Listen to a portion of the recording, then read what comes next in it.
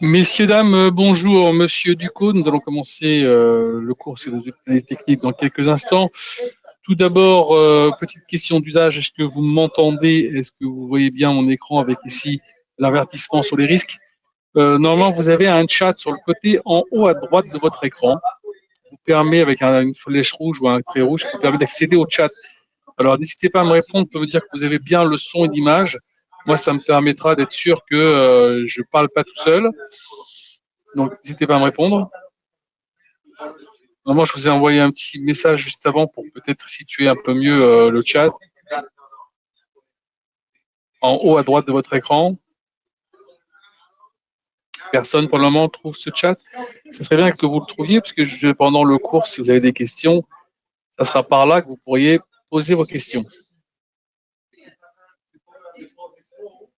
Non, personne. De toute façon, on va attendre une petite poignée de secondes que le retardataire puisse se connecter. J'espère que d'ici là, vous serez plus nombreux à avoir trouvé ce chat. À tout de suite.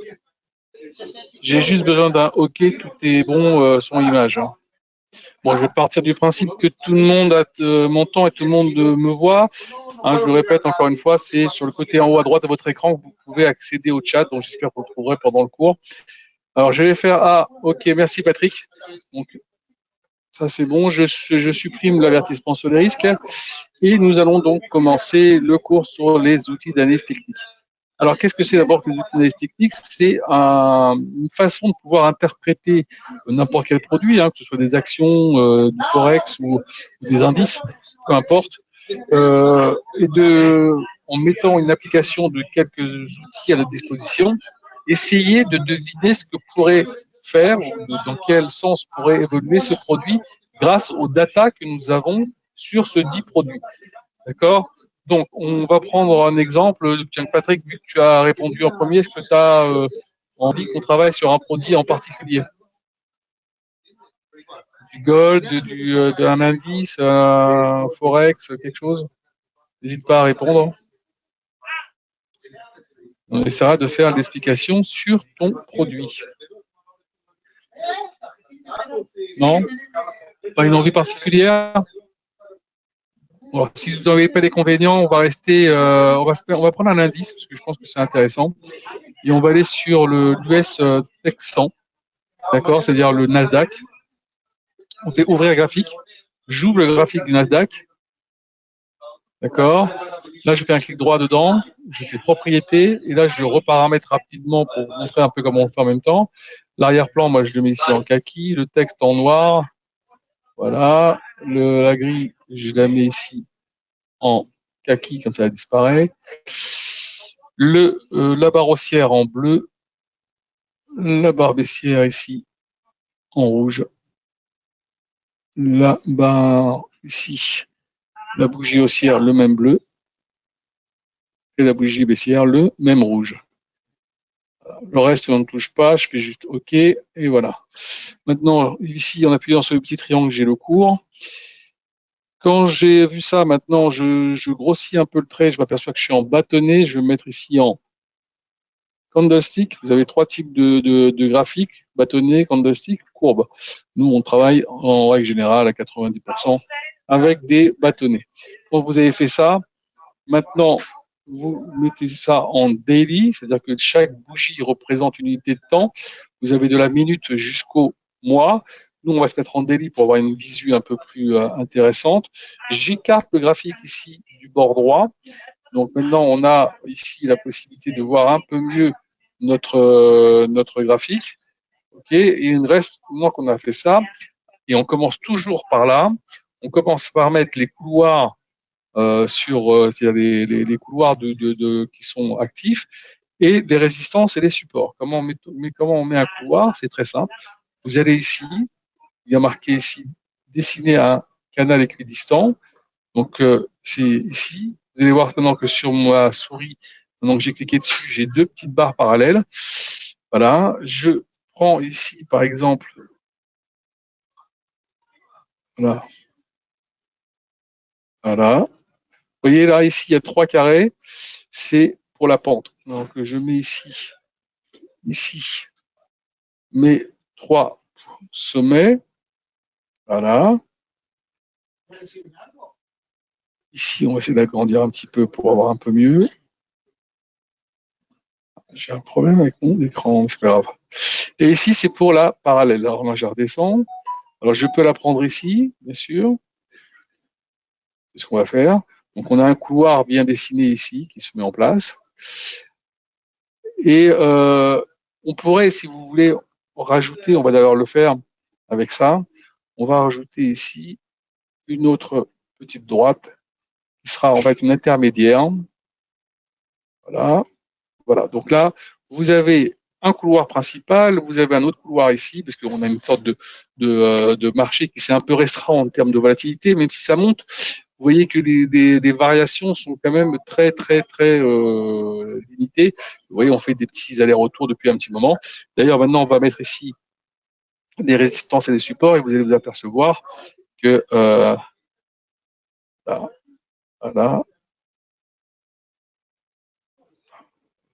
le mettre ici. Voilà. Là, vous en avez un. Là, évidemment, vous en avez un autre. Voilà, c'est les points bas, là. Évidemment, vous avez le point de départ ici. On peut prendre le point de départ ici.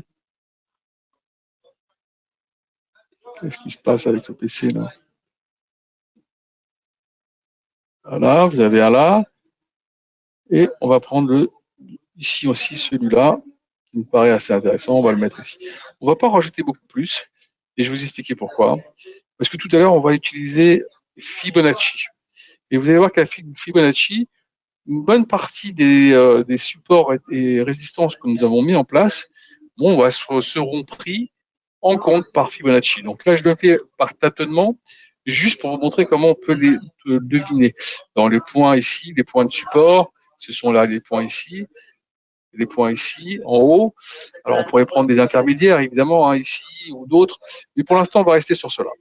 Maintenant qu'on a mis ça, on peut commencer à partir de là, à aller sur insertion, indicateur, trend, et commencer à chercher des outils d'analyse technique. On va commencer par le premier, qui me paraît assez intéressant, les bandes de Bollinger, Bollinger Band. Donc peut-être que vous avez entendu parler. Je clique sur bande de Bollinger. Là, ici, je ne touche pas à la programmation. Vous pouvez changer la couleur du trait si vous voulez, ou la grosseur. Vous faites juste OK. Vous allez avoir les bandes de Bollinger, vous voyez, qui viennent ici se mettre sur le graphique. Donc, comme vous voyez bien, on était bien dans ce couloir qui était quand même assez large. On voit bien des bandes de Bollinger qui sont assez larges, qui viennent taper un peu sur ce couloir. Et là, le côté un peu marché dont la volatilité s'est un petit peu abaissée. Et donc, quand vous avez une volatilité qui se tasse un peu, vous avez les bandes de Bollinger qui deviennent de plus en plus étroites. Et c'est exactement ce qu'on a pour l'instant. D'accord? Alors, si on veut essayer d'expliquer c'est quoi les bandes de Bollinger, on va le faire tout de suite. Vous avez ici une moyenne mobile au milieu de 20 jours, sur laquelle on va calculer des écarts types. Hein, on ne va pas le faire à la main, hein, ça sera fait automatiquement. Par rapport à ça, vous allez avoir ces deux bandes qui vont l'accompagner, cette moyenne mobile.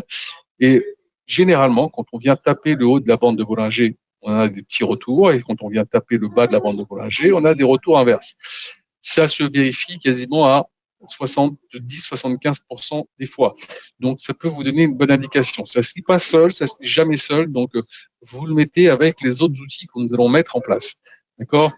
Vous avez bien compris. Donc, quand on vient taper le haut de la bande de Bollinger, on a généralement un retour qui se met en place. Et la même chose pour le bas. Maintenant qu'on a mis ça en place, on va aller chercher un autre outil d'insertion, indicateur. On va dans oscillateur. Là, on va sur Relative Strike Index, c'est-à-dire les RSI. Vous avez certainement entendu parler de ça.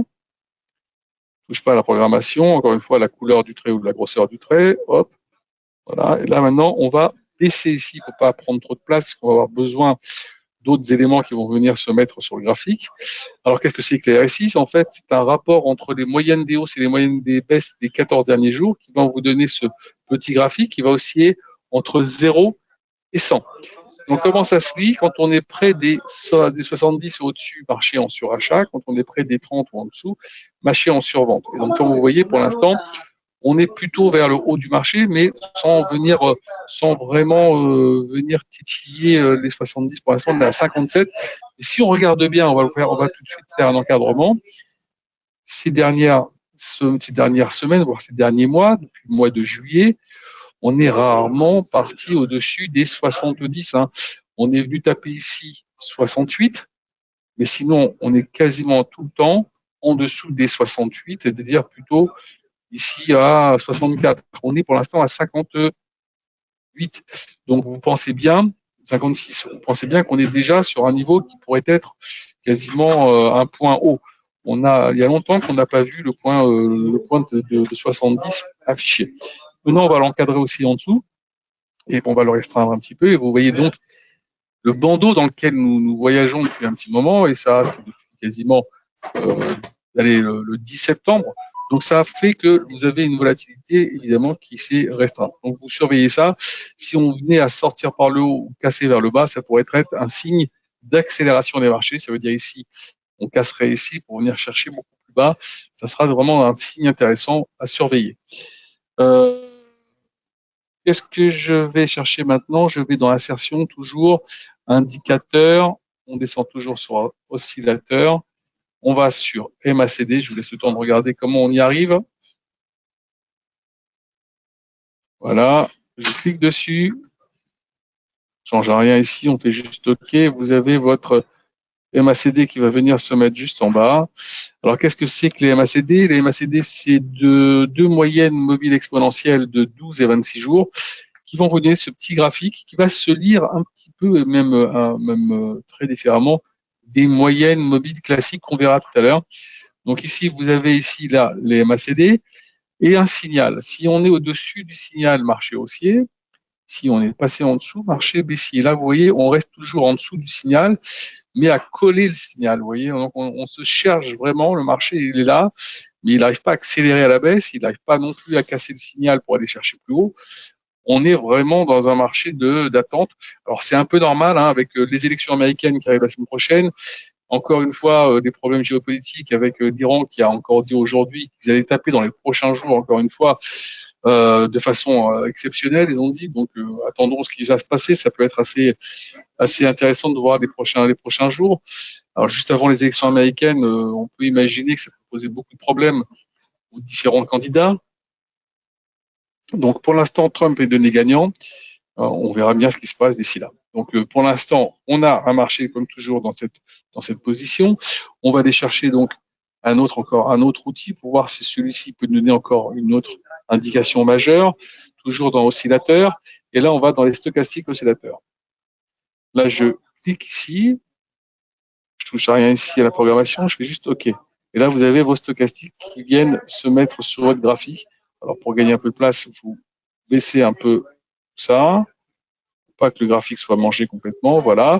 Et donc voilà, qu'est-ce que c'est que les stochastiques? En fait, à la base, c'est un produit qui a été mis en place pour la répartition du hasard.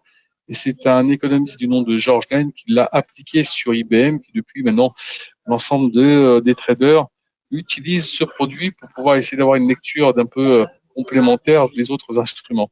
Donc là, vous avez ici, comme un peu sur les MACD, en vert la stochastique, en rouge le signal. Quand la stochastique est au-dessus du signal, marché haussier. Quand ça passe en dessous, que ça casse, marché baissier. Et là, vous voyez, on est dans un marché qui semble être un marché haussier, mais d'un autre côté, on a l'impression qu'on est en train de se toucher, de se titiller peut-être pour un décroisement.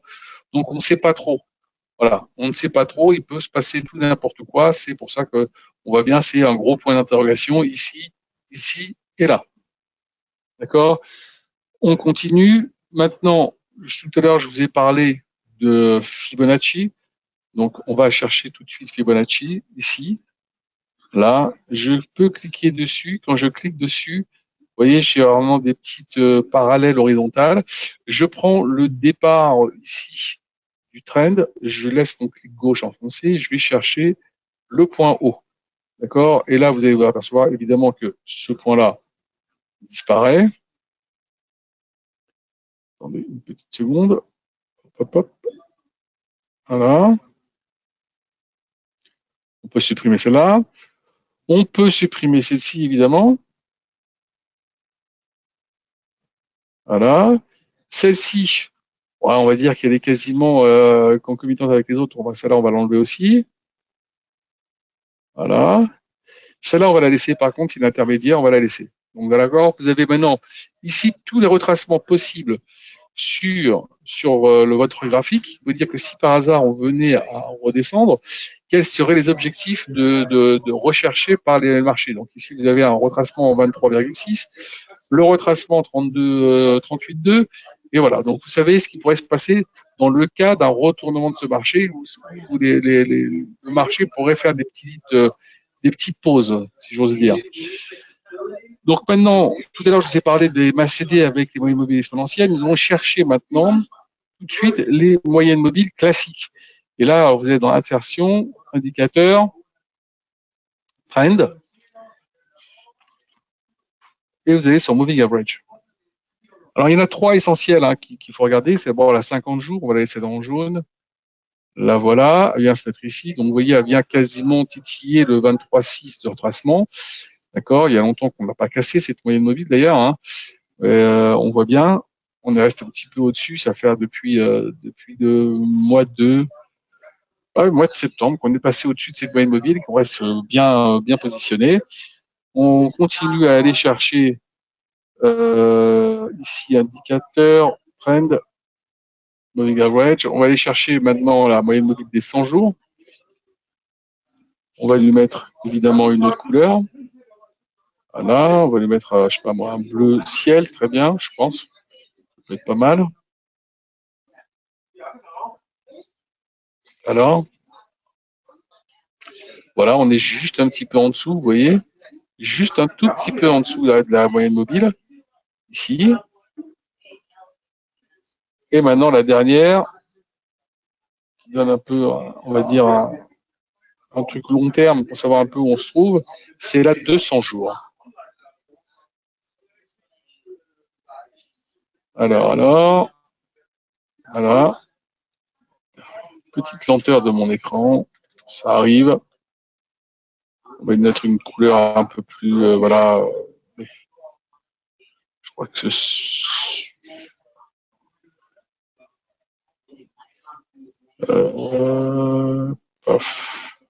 voilà, c'est très bien ça. Allez. Voilà. Et là, voilà. Et donc, celle-là vient revenir carrément sur la 50%. C'est-à-dire que si on venait chercher la moyenne mobile des 200 jours, c'est-à-dire qu'on reviendrait sur les 50%. Donc, il faudrait peut-être, première chose, revenir casser la 50 jours, enfoncer en même temps ici la 100 jours. Et à ce moment-là, il y a tout à parier que la 200 jours sera à portée de fusil parce que généralement, quand on casse ces deux-là, on va toujours titiller la 200 jours derrière. D'accord? Donc là, vous avez maintenant déjà pas mal d'éléments à votre disposition pour pouvoir travailler. Évidemment, vous pouvez ici mettre, par exemple, en prenant ça ici, vous prenez là, comme ceci, et vous pouvez mettre une oblique, voilà, ici, pour essayer de vous dire que si ici, on venait à avoir une cassure à ce niveau-là, dans cette oblique, l'accélération pourra être, à mon avis, assez importante. On laisse là comme ça vous devez bien l'encadrer. On va pas trop en rajouter parce que si vous en rajoutez, après ça va ressembler à une carte météo. Vous allez pouvoir comprendre votre graphique.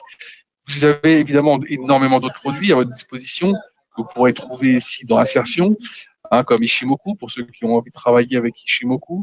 Vous avez ici, par exemple, vous avez ici, voilà. Regardez dans le lexique, vous avez énormément de choses qui sont à votre disposition. En volume ici, vous avez ici voilà, des trucs d'accumulation qui sont là. Dans Trend, vous allez retrouver encore ici d'autres éléments à votre disposition. Comme je vous parlais tout à l'heure, Ishimoku, vous l'avez ici. Ne mettez pas Ishimoku en même temps que les autres, sinon vous n'allez pas vous y retrouver. Maintenant, une chose, si vous avez l'habitude de travailler avec certains produits que vous ne trouvez pas à mettre la MT4 ou la MT5, vous avez la possibilité de les retrouver sur MQL5, c'est-à-dire l'éditeur de cette plateforme. En tapant sur Google MQL5, vous allez sur MT4 ou MT5 et vous retrouvez les outils sur lesquels vous avez l'habitude de travailler. Il ne vous restera plus qu'à les uploader sur votre MT4, MT5 et vous pourrez y accéder et vous les retrouverez ici ici dans indicateur, dans personnalisé. Donc tous ceux que vous aurez téléchargés, vous les retrouverez ici. D'accord? N'oubliez bien une chose, c'est que quand vous avez fait votre graphique, n'oubliez pas de l'enregistrer, que vous n'ayez pas à chaque fois à le refaire, donc enregistrer graphique. D'accord? Là, vous tapez ici l'ES Texan, vous sauvez. Une fois que vous l'avez fait, il va se retrouver dans votre petit lexique ici. Voilà, de tous les produits que vous aurez fait, que vous avez sauvés, et vous aurez votre onglet qui va se rajouter, plus la possibilité d'en mettre beaucoup plus d'autres à côté pour pouvoir les regarder. D'accord? J'espère avoir été clair pendant toute cette explication, que ça va pouvoir vous aider. Attention, cette fin de semaine risque d'être assez intéressante entre les GAFAM, entre les chiffres du chômage américain vendredi, les élections américaines et les Iraniens qui s'excitent un peu. Ça pourrait être quand même très très très chaud, hein. On peut comprendre l'attentisme en ce moment des marchés, même si on a l'impression que ça remonte. C'est vraiment des petits allers-retours qu'on fait et on attend de savoir ce qui va se passer. Passez une excellente fin de journée, une excellente fin de soirée et je vous dis à très bientôt. Merci d'avoir assisté au cours. Il y a le Money Management de jeudi.